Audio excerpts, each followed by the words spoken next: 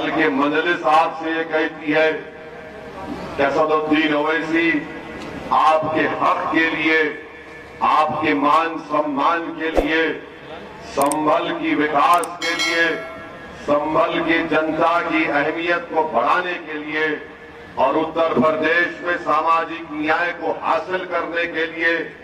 उत्तर प्रदेश में मजलूम अल्पसंख्यक समाज मुसलमानों को उनकी हिस्सेदारी दिलाने के लिए तुम अब अपनी जवानी नहीं कुर्बान करोगे, ओवैसी अपनी जान को कुर्बान करेगा। और इंशाअल्लाह ताला आप लोगों की सिर्फ मैं दुआओं की दरख्वास्त करता हूं,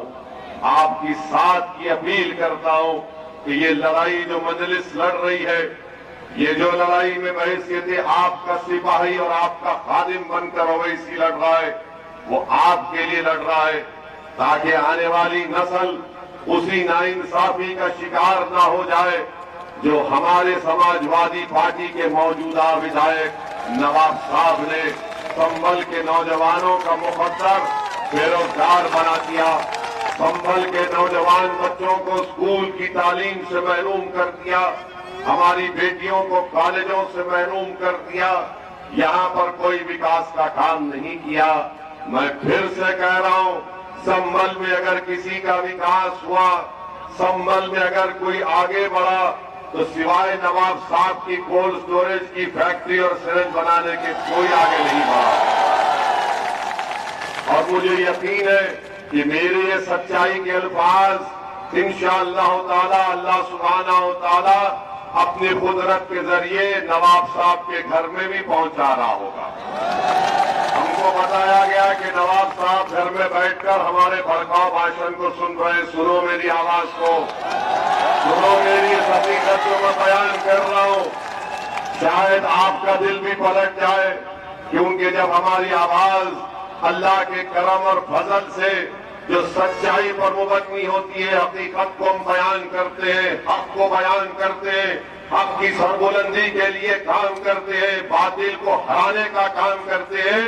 तो जो लोग मजलूमों पर जुल्म करते हैं उनके दिल भी कांपना शुरू कर देते कि ये सच बोलने वाला आया है, अब भड़काऊ भाषण का उसको नाम दे देते।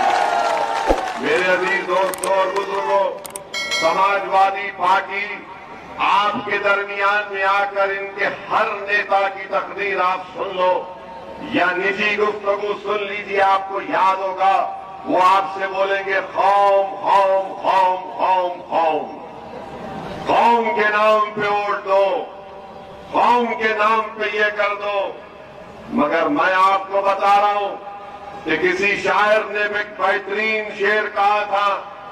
इन्हीं लोगों के बारे में कहा था, समाजवादी पार्टी के नवाब साहब के बारे में। नौजवानों याद रखो, बुजुर्गाने मिल्लत मेरी इस बात को याद रखिए, मेरी इज्जतदार मां और बहनों, मैं तुम्हारा बेटा तुम्हारा भाई बनकर तुमसे कह रहा हूं, किसी शायर ने बड़ा खूब कहा था, जब वक्त नमाज, अरे ये वक्त जो है सजदे में गिरने का नहीं है, ये वक्त कयाम में ठहरने का है। जब वक्त कयाम आया तो नादा सजदे में गिर गए, ये वक्त ठहरने का याद रखो। अगर आप ये समझेंगे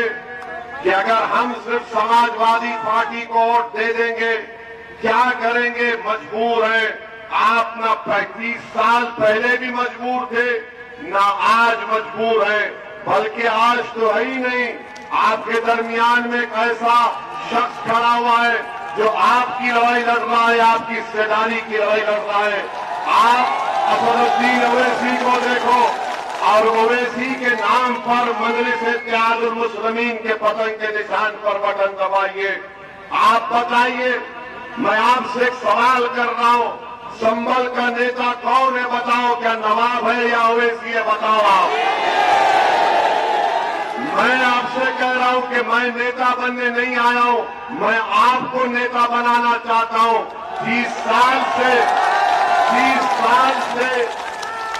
साल से कामयाब होते हैं, मगर क्या किया संभल के लिए, काम नहीं दिखा पाते। बल्कि अफसोस मुझे इस बात का होता है कि मुझे बतलाया गया कि कटरा मूसा खान में नवाब साहब ने जिंदों को नहीं छोड़ा तो मुर्दों को भी नहीं छोड़ा नवाज।